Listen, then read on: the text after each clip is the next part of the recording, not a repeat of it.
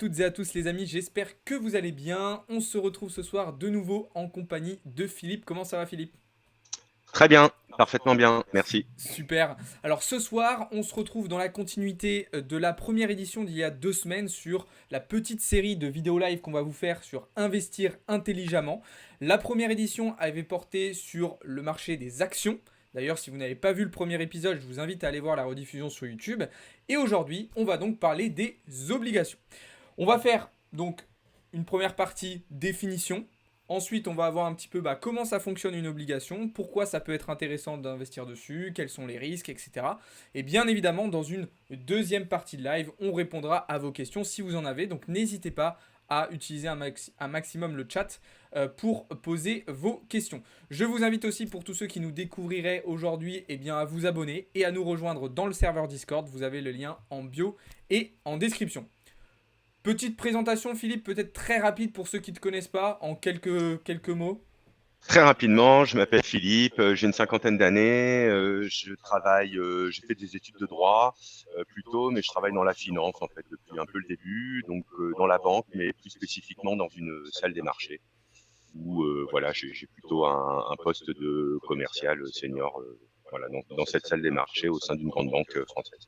Ok, voilà. Bon, de toute façon, si vous voulez en savoir plus sur Philippe, on a fait des vidéos, des lives où on parle un petit peu plus de son parcours et de son expérience, si ça vous intéresse. Aujourd'hui, donc, les obligations. On va découvrir un petit peu ce que c'est une obligation, comment on peut investir dessus, etc., etc. On va commencer déjà donc par donner une définition. Quelle définition tu donnerais, Philippe, de ce qu'est une obligation? Alors, en fait, finalement, c'est très très simple et pour mémoire, effectivement, on a explicité le marché action parce que souvent c'est toujours ce qui revient. Dans quoi j'investis? Action. Bon, obligation, un petit peu moins. Pourtant, c'est effectivement quelque chose qui est très intéressant parce qu'il se situe un peu entre quelque chose qui est sans risque et quelque chose qui est très risqué comme le marché action, Ouais. justement. Donc, on a vu effectivement dans le premier spot qu'une action, c'est un bout du capital de l'entreprise. Donc, vous détenez un micro-bout d'une entreprise. Là, ici, dans le cas d'une obligation, vous êtes créancier d'une dette émise par l'entreprise ou par un État. Ok. OK?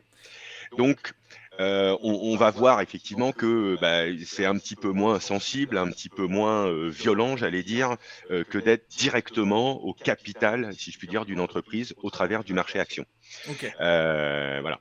Donc, on entend effectivement régulièrement parler, voilà, de levée obligataire. Donc, effectivement, c'est quoi finalement le pendant d'une obligation? C'est une entreprise ou un État qui va lever une dette pour financer son activité. Donc un État, il peut par exemple avoir envie de construire des réseaux ferroviaires, etc. Il va lever une dette de plusieurs milliards qu'il va le rembourser dans 10 ans. Donc c'est par exemple une OAT à 10 ans. Et ça peut être aussi une entreprise, Bouygues, qui construit une cimenterie, par exemple, et qui a besoin d'argent. Et or, elle ne veut pas nécessairement faire appel aux banques pour avoir des lignes de crédit, et donc elle fait appel au marché, donc à des investisseurs, soit des institutionnels, hein, des grosses maisons, soit des gens comme toi et moi, qui pouvons souscrire justement cette obligation. Ok. Et donc, OK? première petite question, un petit peu la même que je t'avais posée la semaine dernière sur les actions. Si une entreprise, du coup, elle veut lever des fonds, pourquoi elle se retournerait plus vers une obligation plutôt que par le système des actions dont on a parlé la dernière fois, justement? Alors, en règle générale, enfin, je veux dire, elle peut faire les deux. Ouais. C'est-à-dire que elle peut souvent d'ailleurs, enfin quoique, j'allais dire, on passe par une cotation en bourse et ensuite on fait des émissions obligataires. Bon, c'est pas nécessairement le cas en fait, mais il est certain que de la même façon que lorsque vous faites une introduction en bourse, donc pour vous introduire sur le marché, il faut que votre société soit connue. Ouais. Sinon, personne ne va vous acheter sur le marché primaire.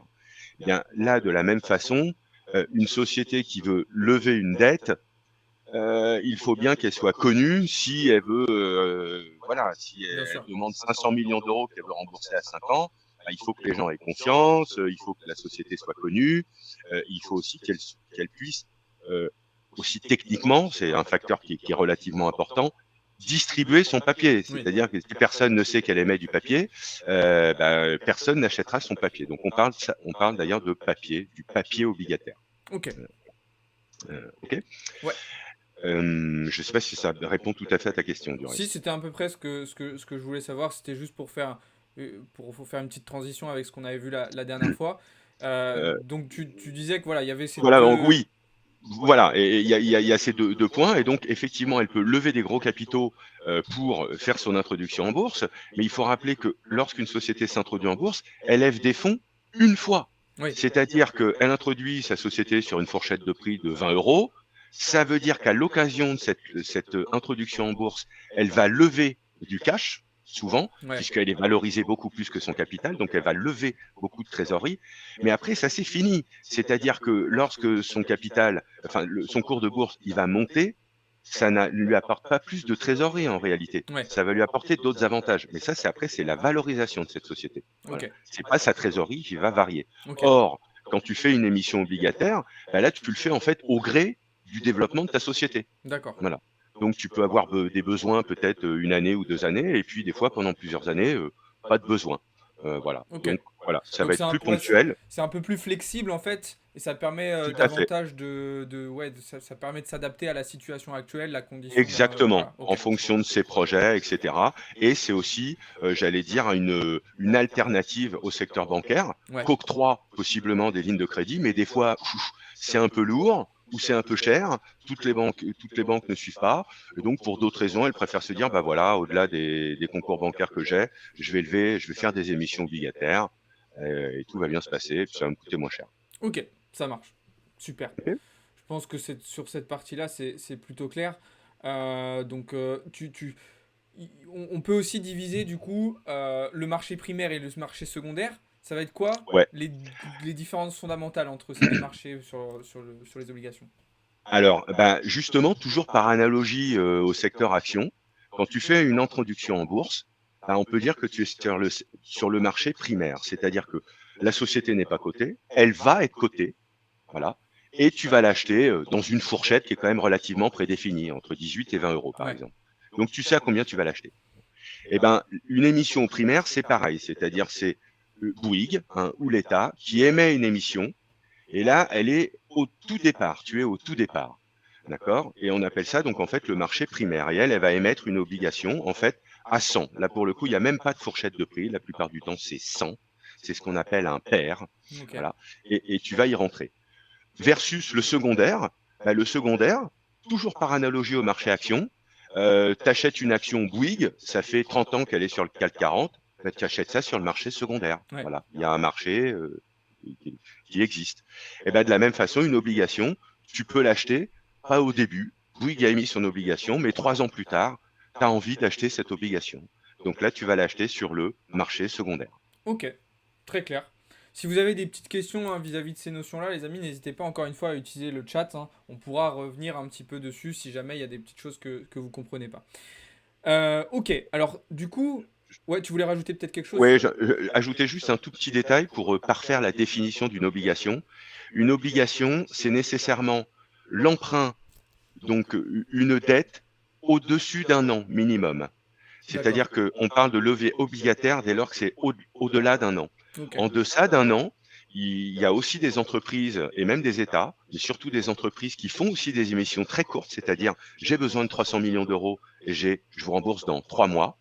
Et on appelle ça des new CP, en fait du commercial paper, Ok. ou en plus français des titres de trésorerie négociables court terme, ce qu'on appelait par le passé des billets de trésorerie. Donc voilà, D'accord. c'est possible à faire, mais ça n'a pas la même appellation. Mais voilà, c'est une obligation à moins d'un an, et sinon une vraie obligation, c'est au-dessus d'un an. Ok. Très bien.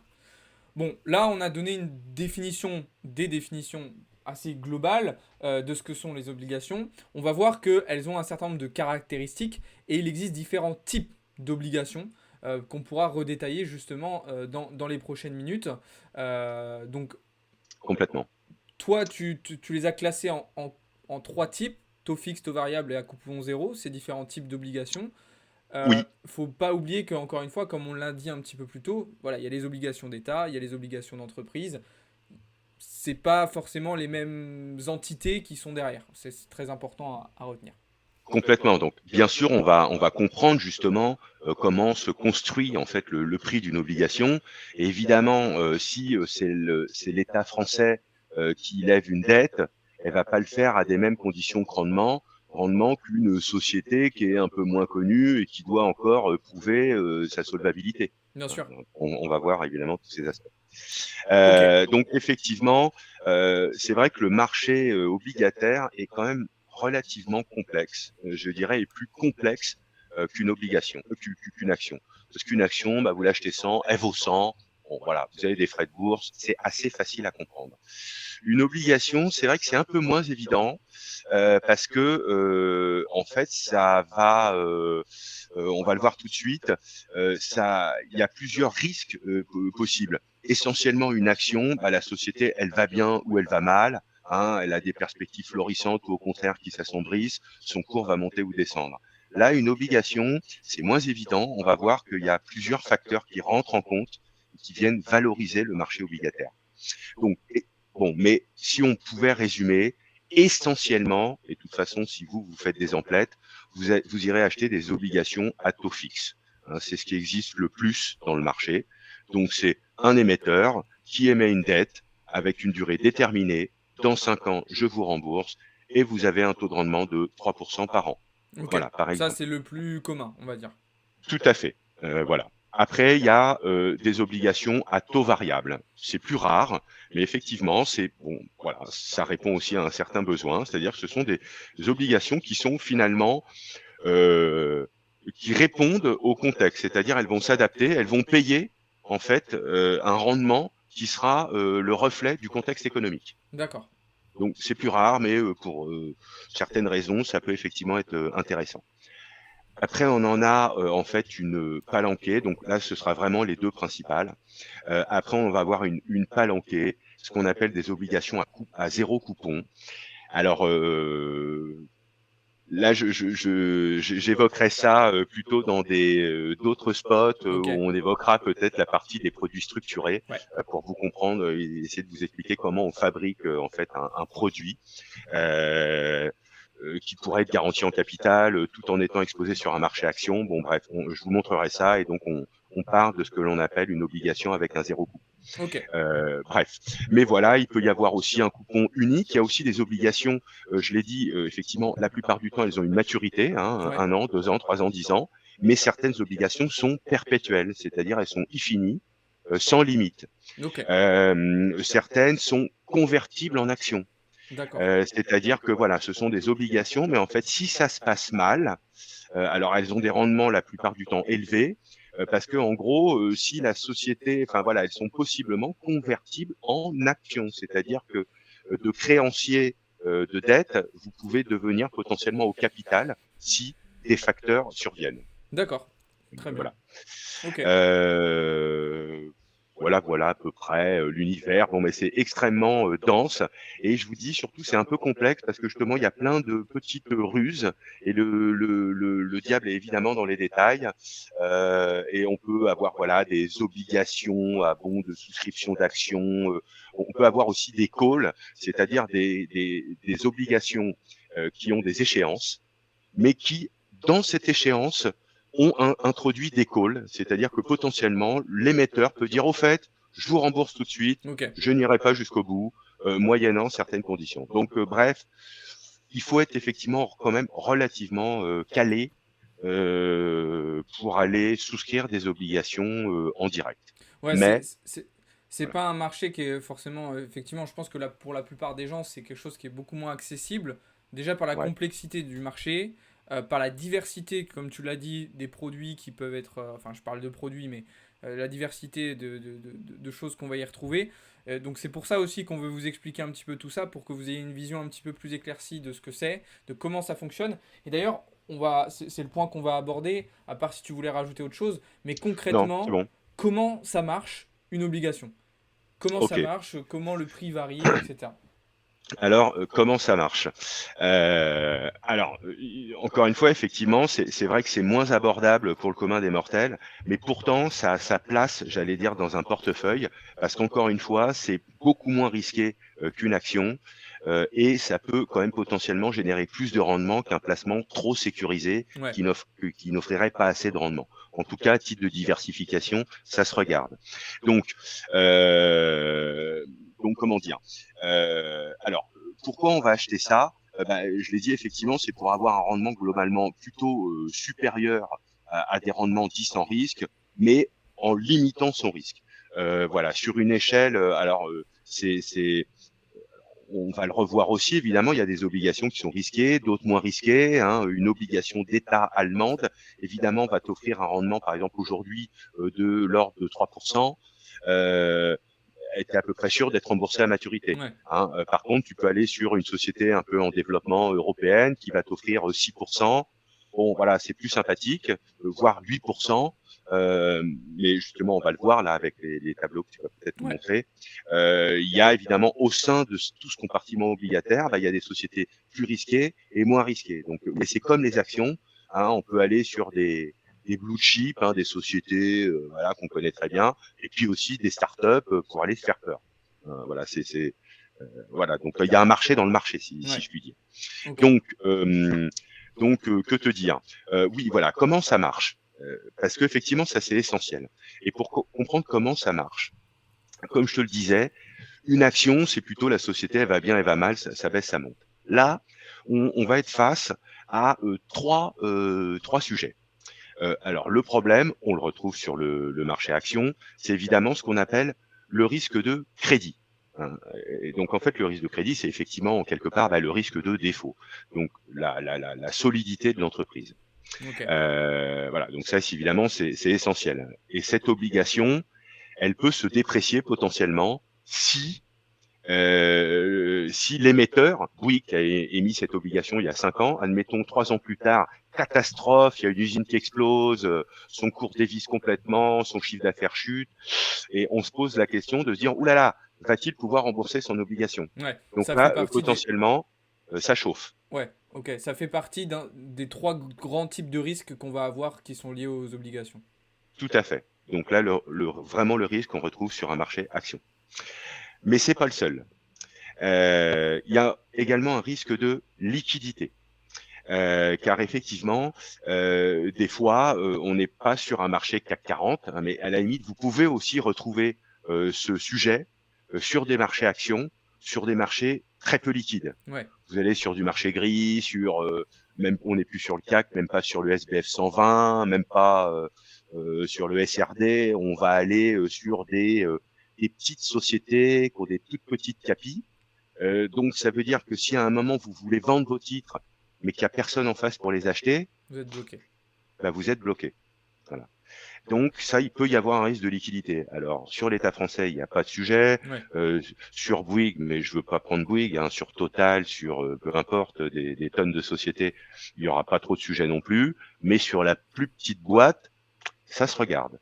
toujours très Ok. important aussi, hein, vous voyez que ça, je fais une petite digression rapide, hein, mais cette question de liquidité, ce risque de liquidité, quel que soit le marché dans lequel vous allez investir, c'est quelque chose que vous devez vérifier, sur lequel vous devez vous renseigner avant d'investir. Est-ce Complètement, qu'il y a de la liquidité suffisamment sur le marché pour que, au moment où j'ai envie de sortir, je puisse le faire sans accroc?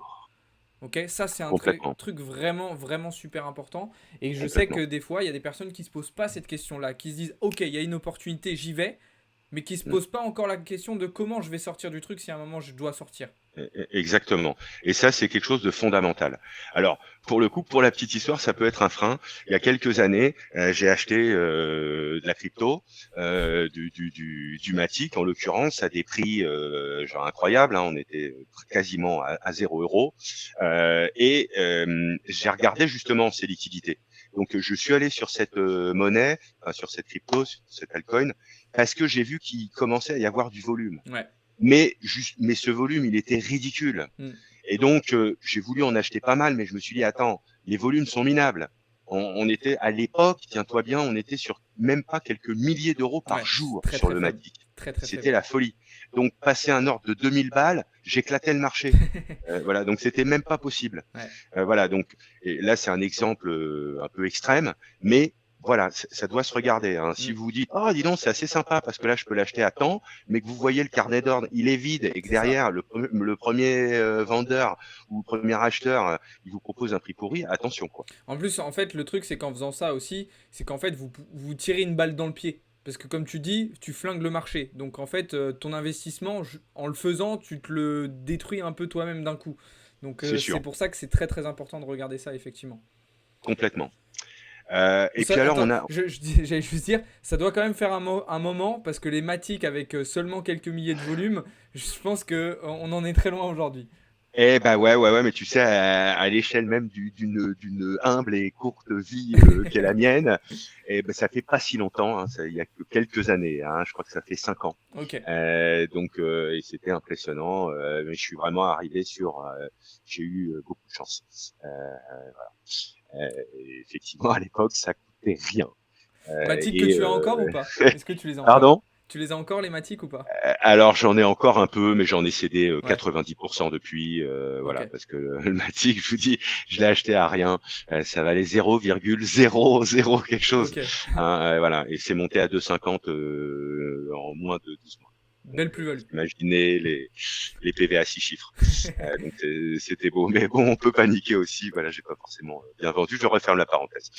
Euh, euh, On était sur le risque de liquidité du coup. oui, pardon. Donc risque, donc on a dit de défaut, hein, donc le risque crédit, risque de liquidité et risque de taux. Et alors ça c'est un truc que vous voyez pas sur le marché action. Ça, le marché action est quasiment désensibilisé entre guillemets sur ce risque-là. Parce que, alors c'est quoi le risque de taux? Quand vous achetez une obligation, euh, en fait, j'aurais peut-être dû commencer par là. Quand un émetteur lance une obligation, donc il émet une dette, évidemment pour ça il faut quel va être le rendement. Il se pose la question de quel rendement je vais offrir pour que les investisseurs aient envie de souscrire Ouais. cette dette. Ok, tout en étant serein sur ma fiabilité, ma capacité à les rembourser à échéance. Donc en fait, souvent le prix, le rendement d'une obligation, c'est la composante de deux choses. C'est le contexte actuel qui est fondamental et donc qui va prendre en compte les taux actuels. Et aujourd'hui, on a un taux dépôt de la Banque centrale qui est à 4%, avec des courbes, des forwards, justement, des Euribor qui sont très élevés. Et puis évidemment, elle va prendre la qualité de sa signature, ce qu'on appelle sa signature. Et est-ce que si je suis une société un peu pourrie, pas très connue, je vais offrir un très gros rendement. Et si je suis une super méga société, hyper bien avec un super bon rating, où les gens peuvent avoir toute confiance sur le fait que je vais les rembourser, je vais prendre le contexte actuel et je vais leur offrir aussi un spread en plus lié à la qualité de ma signature. Exactement. Mais donc, voilà, la première composante, c'est le contexte. Et le contexte, il est donc hyper important Et, parce qu'il n'était pas le même il y a 2 ans. et ça, c'est pour ça que, pour ceux qui suivent un petit peu les lives que je vous fais régulièrement, c'est pour ça qu'on regarde très régulièrement les courbes des taux, parce que ça a une incidence vraiment primordiale sur les marchés. Donc là, vous voyez à l'écran, je vous partage un petit graphe assez intéressant justement. Primordial. Primordial, Euh, Alexandre. ouais, c'est ça. Les Et en salle de marché, tout le monde parle de la courbe des taux. Tout le monde. c'est ce que tu m'avais dit, ouais, effectivement, c'était en fait l'élément essentiel autour de tout, enfin, tout s'articule autour de ça en fait. Tout à fait. Tout à C'est fait. vraiment au centre Euh, du truc. Donc là, c'est un graphique que vous pouvez retrouver aussi dans le serveur Discord. Et tu parlais du coup du contexte, donc effectivement qui va être engendré par les taux justement de la Fed, enfin de la Fed pour les ouais, États-Unis, mais du coup pour la Banque centrale en Europe. Et puis il y a ouais. aussi du coup, en fonction du contexte, des notes qui vont être données. Tu parlais du rating, donc par les Oui, différentes agences de notation euh, oui, qu'on connaît, notamment Moody's d'ailleurs, qui a fait parler d'elle un petit peu dernièrement, Au revoir, messieurs, dames. et oui, Fitch aussi. Ah, il y a quelqu'un qui exactement. vient de s'abonner. Merci Samy pour l'abonnement. Donc Donc ouais, le tout à contexte fait, très on a important. des agences de notation, Fitch, Standard Poor's, Moody's, voilà, c'est les trois grosses qui sont chargées de noter les corporates, hein, donc les entreprises privées, mais aussi les institutionnels, les banques et également les États. Donc tout le monde possède un rating. Et donc, comment elles vont, sur quoi elles vont se baser justement ces agences de notation, justement pour mettre un triple A ou alors à l'inverse un triple C? Ok. Alors effectivement, il y a des notations qui sont attribuées et on va les diviser d'ailleurs en deux grandes catégories. Ce qu'on appelle les sociétés investment grade, ou les États, hein. Donc le papier dit investment grade, c'est-à-dire du papier de haute qualité, et du papier dit high yield, par traduction littérale, hautement Ouais, spéculatif, ce qui n'est pas nécessairement, mais voilà, on va distinguer deux grandes classes. Donc les boîtes sur lesquelles vous pouvez être à peu près serein et les boîtes sur lesquelles vous serez moins serein. Évidemment, il y a toujours une contrepartie à ça, je le répète, c'est que si vous êtes serein pour être remboursé, votre rendement il va être moyen, et s'il y a un petit risque, au fur et à mesure que le risque va grossir, votre rendement, le rendement qui va vous être offert par l'émetteur va être important. ouais, Ok. ok. Voilà, donc ça c'est hyper important. Alors voilà, donc on a ces ratings et donc ça j'allais dire, je sais pas si tu peux Ouais, les passer à l'écran, je on, vois pas nécessairement. on est dessus justement Ok, super. Donc vous voyez, vous avez du super triple A, etc. Et puis jusqu'à alors quand on commence à passer à double B et tout là déjà. Pour nous, déjà, d'un point de vue financier, ça sent moins bon. financier que je suis, déjà, ça sent carrément moins bon. Euh, l'entreprise n'a pas accès à tous les leviers de crédit, etc. Donc, autant dire que dès qu'on est en C, Ouais, c'est mort. Je prends même pas déjà si quand on est sur du simple B, ouais, c'est hyper risqué. Donc C, vous le voyez d'ailleurs dans le tableau, on est à deux doigts du défaut. Un D, de toute façon, c'est la banqueroute. ouais. Voilà. Mais donc il y a des définitions relativement précises, mais effectivement, donc plus on est dans le fond, hein, plus on est ce qu'on appelle une junk bonds. Voilà, ou voilà, par opposition à des penny stocks sur le marché action, des boîtes, c'est un peu tendu, quoi. Ok, Voilà. Donc ça va être la composante finalement de plus la boîte est de qualité, moins elle va offrir du rendement, et inversement. Mais il y a aussi le contexte, et ça, c'est l'aspect courbe des taux, avec les forwards, les swaps, etc. ok. Voilà. Et ça, c'est hyper important. Parce que, je le rappelais, il y a 2 ans, les taux, en fait, la Banque centrale avait une politique extrêmement dovish, ultra accommodante, etc. Et donc, elle a abaissé tous ces taux avec un taux dépôt qui était négatif, même à moins 0,50 en 18 mois, 20 mois, elle les a fait exploser à 450 points de base, à 400 points de base. Donc on a gagné 450 points sur la période. Et ça, c'est hyper négatif pour le marché obligataire, en tout cas pour celui qui les détient. Pourquoi En tout cas, en cours de vie. Parce que effectivement, je vais pas expliquer là aussi un principe fondamental. Une obligation, vous l'achetez, elle vaut 100, elle va varier en cours de vie. Et si l'émetteur il a pas fait défaillance à maturité, il vous rembourse vos 100 augmentés de tous les coupons Ouais, ok, qu'il vous a proposés et dès le départ dont vous avez connaissance. C'est ça le principe, ok. ok. Mais le truc, c'est que donc vous avez une échéance, contrairement à une action Ouais, la plupart du temps. Mais ça va varier, voilà, au gré, je te l'ai dit, du risque notamment effectivement de l'émetteur, hein. Si ça se dégrade, le prix de l'obligation qui était à 100 va commencer à déraper, 95, 90, mais aussi si les taux montent, le cours de l'obligation va chuter. Et ça, c'est quelque chose qui est un mouvement complètement croisé et que tout le monde doit avoir en tête. Pourquoi? C'est en fait très simple. Aujourd'hui, j'achète une obligation. Enfin, il y a 2 ans, j'achète une obligation. Les taux étaient à 0. Donc, Bouygues a émis une obligation. Il a dit, écoutez, moi, à 5 ans, je vous offre 1%. Et les gens étaient encore heureux d'avoir 1% parce que le prix des actifs sans risque valait 0. Donc, si vous vouliez placer sans risque, ça valait 0. Bon. Mais 2 ans plus tard, les taux ont droppé de 450 points de base. Donc aujourd'hui, quand Bouygues, ce même Bouygues, qui a la même solidité, capacité, solvabilité financière qu'il y a 2 ans, quand il émet une nouvelle obligation, il l'émet avec un rendement de ouais. 4%, 4 ou 5%. Voilà. Ça n'a plus rien à voir. Donc, le détenteur de l'obligation de celui qui l'a acheté il y a 2 ans, qui ça intéresse d'avoir un rendement de 1% aujourd'hui? quand les taux sans risque sont à Pas 4? grand monde. Personne. Ça n'intéresse personne. Donc en fait, d'office, j'allais dire, c'est mathématique, l'obligation va se dévaluer et elle offrait 1%, elle va donc se dégrader et de son père qui valait 100, son père va se dégrader à 90, 80 par exemple, voilà. Et donc celui qui va l'acheter, en fait, il va l'acheter à 80 avec un rendement de 1, ça veut dire que alors qu'il va être remboursé à 100. Ouais, Donc certes, il a un rendement de 1, mais il l'achète en décote. ouais. Donc s'il fait ce qu'on appelle, s'il calcule son TRA, son taux de rendement euh, annuel, eh ben en fait, il va l'acheter aux alentours des 4%, c'est-à-dire à Ok. peu près au même niveau que Wikilang, sa même Ouais. obligation. Vous voyez, il n'y a pas de secret dans le marché, quoi. Ouais, donc ce calcul il est Euh, important à faire quand même parce qu'au final, même, enfin, en fonction de la décote et en fonction du contexte, du coup, on peut se retrouver avec finalement un rendement qui est pas du coup si horrible que ça, quoi. exactement, exactement.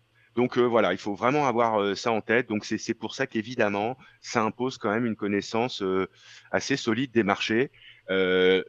Mais voilà, justement, très peu de particuliers font de l'obligation Ouais, directe.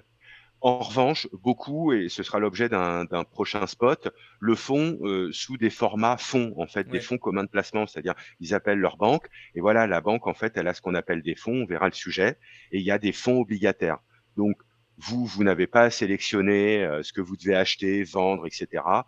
Vous le faites à un gérant, vous faites ouais, confiance à un gérant avec lequel vous allez peut-être déterminer un cahier des charges. Je veux que des actions européennes, ouais. je veux des actions longues ou des actions un peu courtes, je veux que des actions super bien notées. Et voilà. Et moyennant quoi, vous allez avoir un rendement, il va viser un rendement qui va être le reflet de votre stratégie. Ok, ok, ok. Ouais, non, c'est très clair. Je pense que vous avez à peu près compris du coup, parce qu'on a digressé, mais les trois grands types de risques du coup sur les obligations, on l'a bien dit. Donc liquidité, crédit, taux.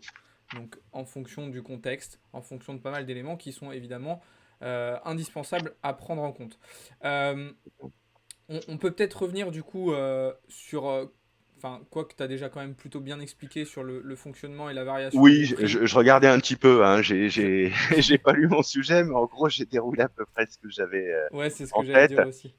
Alors, c'est vrai qu'on pourrait, je pourrais faire des calculs, mais c'est vrai qu'on va rentrer un peu plus là dans des mathématiques. Ça va être un peu plus complexe à comprendre. Euh, voilà, et c'est pour ça que effectivement, je conseille pour ceux qui s'intéressent au marché obligataire, bon, déjà d'aller consolider un peu leurs connaissances, mais surtout de le faire sur des formats fonds, c'est-à-dire voilà des fonds. Euh, ou voilà un peu diversifié avec bon voilà ils regarderont la maturité des fonds, mais le principe d'un fonds c'est quand même que il peut en sortir très rapidement. Voilà, il définit certaines stratégies. Donc s'il achète des obligations longues, par nature il se dit quand même qu'il peut rester longtemps, mais ça l'oblige pas à rester longtemps. Donc voilà, c'est pour essayer d'être en adéquation avec sa stratégie. Inversement, s'il est court, bon, voilà. Mais ça me semble être un actif intéressant.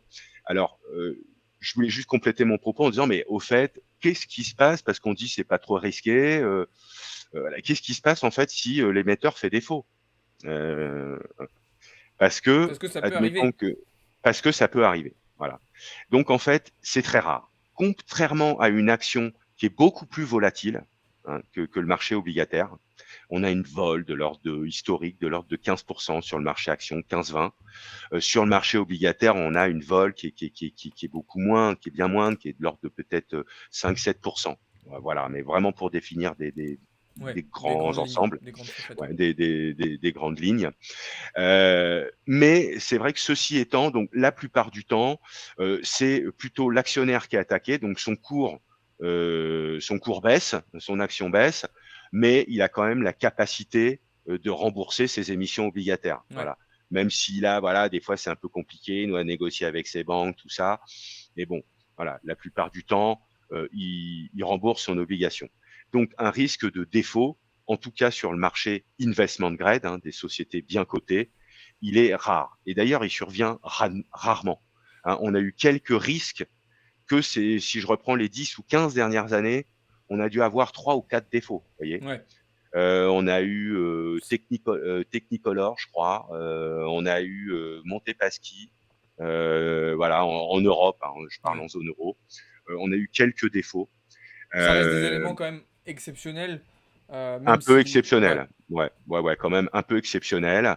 On a eu ces dernières années, mais elle était non ratée, parce que c'est vrai que j'ai oublié de dire qu'il y a de l'investment grade, du high yield, mais il y a aussi des sociétés qui sont NR, ça veut dire non ratées, Ok. c'est-à-dire qu'elles choisissent de ne pas communiquer, parce qu'évidemment, pour avoir un rating, il faut déposer ses bilans, il faut ouvrir évidemment ses portes sur le plan de ses Ouais. finances.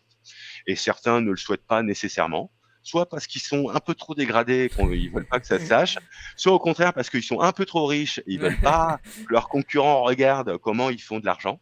Tu vois, mais c'est une vérité, hein, ce que je Ouais, dis. mais du coup, Et donc, dans tous les des fois, ils cas, sont non arrêtés. Alors, c'est pas évident dans de tous les savoir. cas, du coup, l'entreprise qui d'elle-même ne veut pas être arrêtée, ben, elle envoie quand même, que ce soit parce qu'elle est en difficulté ou parce qu'elle est trop bien, elle envoie quand même un signal qui est pas hyper encourageant, quoi. C'est pas encourageant, c'est clair. Et alors, par exemple, on a eu c'est il y a 3 ans, je crois, de ça, 3-4 ans, on a eu, je crois que c'était le holding de Carrefour, si je dis pas de bêtises, en fait, qui porte un peu le foncier de l'entreprise et puis bon, de la dette, et cetera. Je vais pas rentrer dans le détail, qui a fait défaut. Et cette boîte s'appelle Rallye, personne ne le connaît, mais en fait, c'est un très gros acteur. Ok. Et voilà, donc il était non raté, il a fait défaut, et là, ça a été une tragédie, parce que Ouais. autant les magasins, ils continuent à vivre, hein, mais il a fait défaut sur sa dette, en fait, Ok. de haut de bilan. Et bah, là, il y a eu une casse énorme. Donc, on y vient justement. Le risque de casse survient très rarement, mais quand il survient, il peut être dramatique, parce que là, il peut être potentiellement pire qu'une action. Vous pouvez tout perdre. Ouais, c'est Et ça. pratiquement du jour au lendemain. C'est-à-dire que d'un seul coup, en fait, alors, évidemment, ça se sent, hein. Quand Rally, il a déposé, il y avait beaucoup d'indicateurs Oui. qui pouvaient montrer que ça chauffait. C'est pas du jour au Heu, lendemain comme ça qu'on découvre que finalement la non, non, société, non, non, non. Non, elle est non, complètement. catastrophique, quoi. Non, non, complètement, hein. D'ailleurs, ses rendements étaient quand même plutôt sympathiques, hein. Vous voyez, ce qui est un signe, hein. Si Ouais. votre banquier vous dit: «Allez là-dessus, c'est génial, ça Hmm. paye 15%», 15%, ça pue, hein. Ouais. Il faut fuir, hein. Enfin, ça De dépend toute façon, du et du c'est risque ça, que vous quel que souhaitez soit prendre. le. Moi, bah, j'en parlais justement cet après-midi avec un collègue, mais de toute façon, quand les rendements sont trop beaux pour être vrais, il faut se dire qu'il y a un problème quelque part. Posez-vous la question d'où vient le C'est ce que je dis rendement. à mes clients tout le temps, hein. «Ah ouais, ah monsieur, ah j'ai vu ça, dis donc c'est génial, il me propose tant, il y a pas de risque». Non, déjà c'est pas crédible, Ouais, c'est c'est pas ça. possible. S'il y a pas de risque, bah, et le taux des actifs sans risque, c'est 4, hein. Hmm. Donc si vous me dites 8, ça m'intéresse à titre perso, je vous appelle. Voilà, et donc je sais bien que ça va pas être possible parce qu'il a pas vu l'astérix, qui Ouais, lui dit: «Ouais, il y a une condition». ouais. La plupart du temps, c'est ça. Faut lire les petites Heu, lignes. voilà, exactement. Donc tout ça pour dire, et pour terminer sur le fait que, bon, il y a une procédure. En fait, l'émetteur, saisit un organisme, qui s'appelle l'ISDA, bon bref, et en fait, donc déjà, il doit démontrer évidemment qu'il peut pas payer, hein, qu'il a un problème en tout cas, Ouais, qui doit échelonner, qui doit faire quelque chose. Parce il va pas forcément tomber, hein, définitivement, mais il peut dire: «Je suis dans la merde, je peux pas la payer, il faut que je la ouais, restructure, il faut faire quelque chose».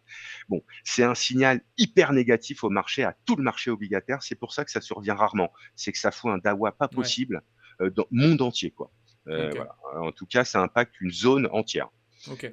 tout secteur confondu. Et alors Donc le ça reste un secteur, laisse marché qui est quand tomber, même tout le monde, panique. Ouais, ouais, donc qui est c'est très pour ça qu'il est sensible en assez fait. sécure, tout le monde se tient un Ouais, c'est peu, ça. on fait pas n'importe quoi. C'est que Voilà, et normalement tout se et passe ça se sent. bien, mais si ça se passe pas bien, ça va impacter vraiment, ça va faire une réaction en chaîne assez violente, quoi. Exactement, Contrairement donc par... personne ne tient vraiment à ce qu'il y ait des pets Ouais, sur ce genre de marché, quoi. ouais. Voilà, Contrairement à donc on a d'autres moins. marchés où, ben, on pourrait reparler des actions, où un pet à un endroit, en fait, va être absorbé par le reste. Là, ça va pas du tout être le Exactement. cas. Exactement. Bon, pour le cas, en l'occurrence, il y avait évidemment des signes, hein. Donc déjà, il y a des chiffres, il y a bah, voilà, des problèmes stratégiques, qui deviennent majeurs, voilà, pour des prises de décision. Et puis surtout, il y a des indicateurs, d'autres indicateurs type CDS, les crédits défaut de swap, où on voit, bouah, ça commence à s'envoler. En fait, les primes de risque s'envolent, sur la signature, et donc ça, c'est le signe effectivement que tiens, il se passe quelque chose.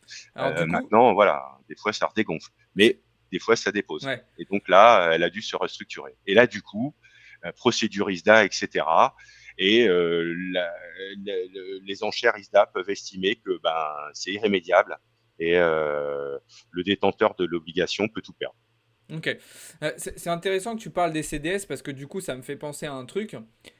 On parlait tout à l'heure des agences de notation, donc qui mettent une note, comme on l'a dit. Il se peut quand même que ces agences de notation, elles se trompent. Et par exemple, du coup, c'est ce qui s'était passé en partie Ouais, en 2008, où du tout à coup, ces fait. fameux CDS, ils Mm. étaient en fait mal notés. Ouais. Et donc, est-ce que, comment poser cette question, mais quel est C'est un l'intérêt ou comment en fait l'agence de notation elle peut se tromper dans sa notation? Est-ce qu'elle a un intérêt à des fois un petit peu surnoté ou un petit peu sous-noté? Mm. Tu vois comment ça peut arriver Ouais. un tel truc?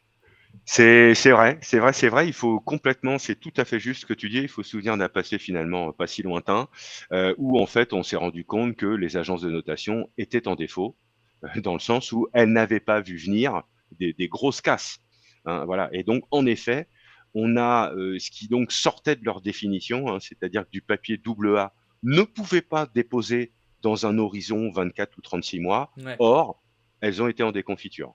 Donc, effectivement, on a à cette époque largement pointé et à juste titre les agences de notation parce qu'elles n'avaient pas fait leur travail. Alors, elles n'avaient pas fait leur travail, bah, déjà parce que elles se reposaient sans doute un peu sur leur laurier, sur leur ouais, méthode, qui peut-être commençait à être désuète, où ils voyaient pas tout, et aussi, et tu le dis aussi un peu, parce qu'elles étaient un peu jugées parties. ouais. Donc, elles étaient en conflit d'intérêts parce que certaines de ces agences en fait avaient des actionnariats bancaires ou étaient payées par ces banques pour faire des ratings. Et donc voilà. Alors et donc depuis, ça a quand même largement évolué. Alors je suis pas complètement compétent en la matière, mais évidemment, à la suite de tout ça, Ça a hein, changé, ouais, heureusement. il s'est passé énormément de choses. On a imposé des coussins de fonds propres beaucoup plus importants aux banques, notamment, et on a effectivement rendu beaucoup plus contraignante. Enfin, on a regardé un peu plus précisément comment ça se passait. Puis évidemment, elles ont eu un peu peur, elles ont senti le vent du boulet, ces Forcément. agences. Donc maintenant, elles ont quand même pris aussi des directives pour essayer d'anticiper autant que faire se peut.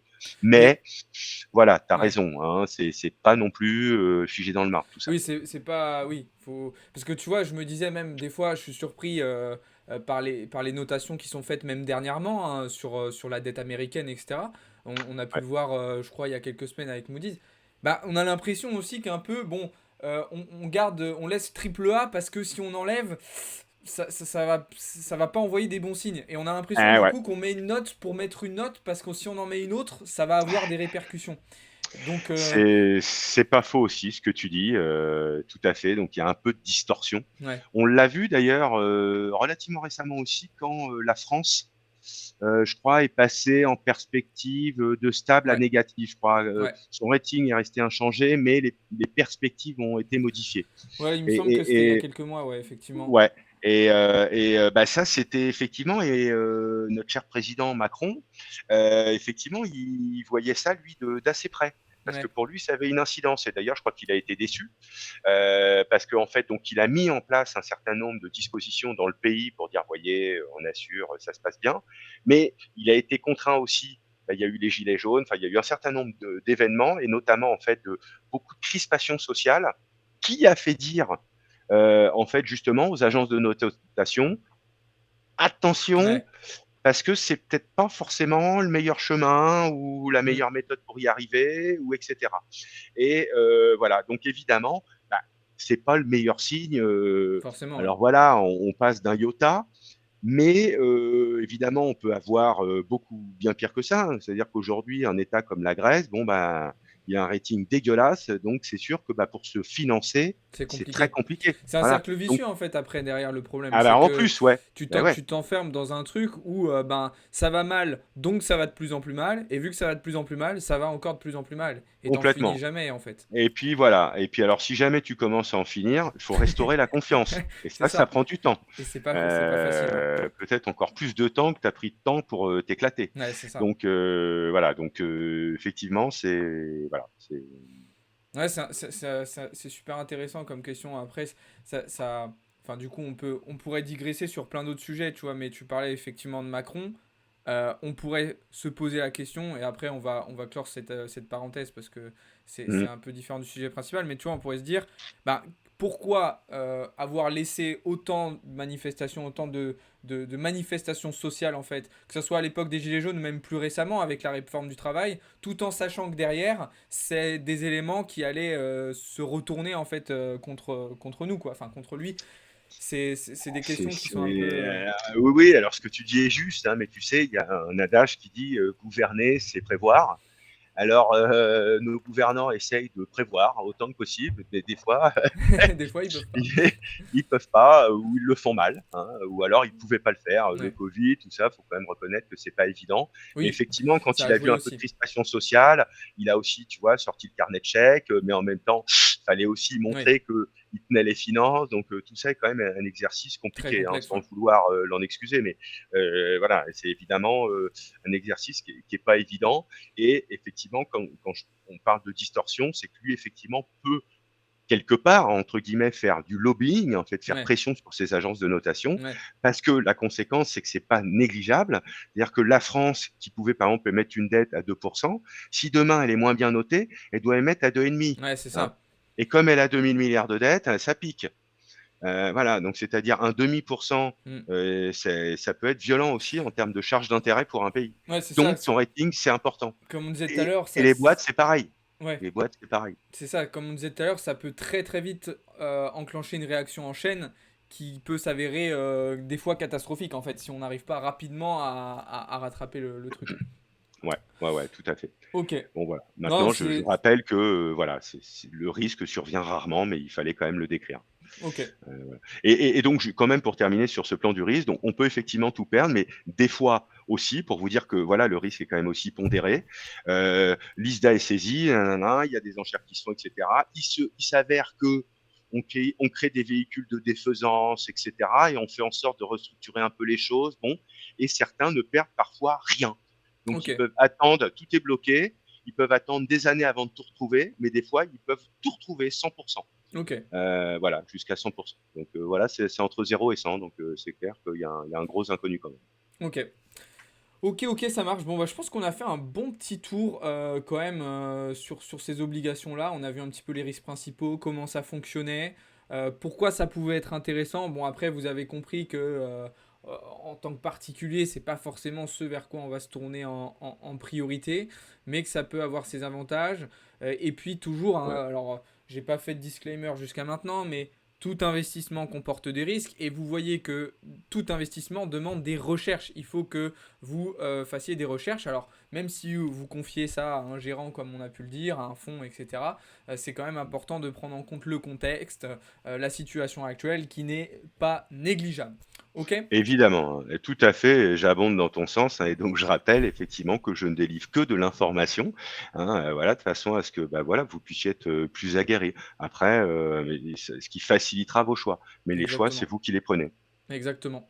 Alors, est-ce que maintenant, on va terminer ce live avec peut-être quelques questions? J'en ai pas vu trop passer sur Twitch, je sais pas s'il y en a eu sur TikTok, mais peut-être qu'il y a certains points que vous n'avez pas compris, ou peut-être qu'on a été extrêmement clair et que tout est OK pour vous, et dans ce cas-là, ça sera tant mieux.